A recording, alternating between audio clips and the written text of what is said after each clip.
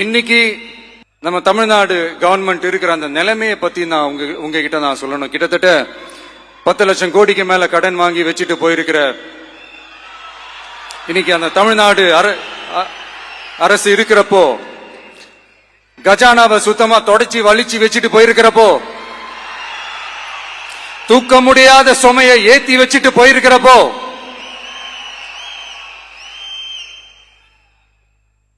அப்படிப்பட்ட ஒரு நிலைமையில தான் இந்த பொறுப்பை நம்ம கையில் எடுத்திருக்கிறோம்.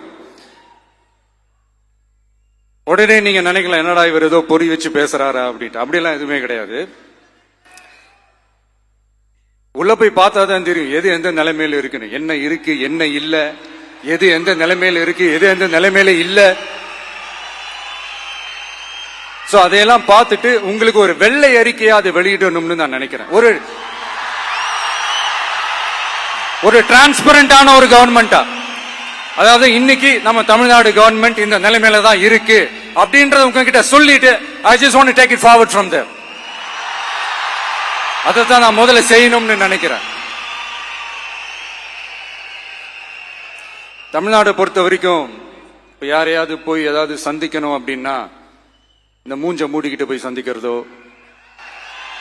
என்ன இந்த மறைமுகமா உங்களுக்கு தெரியாம போய் சந்திக்கிறதோ அப்படியெல்லாம் நான் செய்ய மாட்டேன். எதுவா இருந்தாலும் வெளிப்படையாக ஒளிவு மறைவு இல்லாம தான் நான் செய்வேன். இவ்வளவு பெரிய ஒரு பொறுப்பை என் கையில கொடுத்திருக்கிறீங்க, அதே நேரத்தில் எனக்கு கொஞ்சம் அவகாசமும் நீங்க கொடுக்கணும்னு நான் ரிக்வெஸ்ட் பண்ணி கேட்டுக்கிறேன். நான் சொன்னதையெல்லாம் படிப்படியா நிறைவேற்ற நான் ட்ரை பண்ணுவேன், நிறைவேற்றுவேன். அதே நேரத்தில் எனக்கு கொஞ்சம் அவகாசம் கொடுத்தீங்கன்னா எனக்கு கொஞ்சம் உதவியாகவும் ஒத்துழைப்பாகவும் இருக்கும்.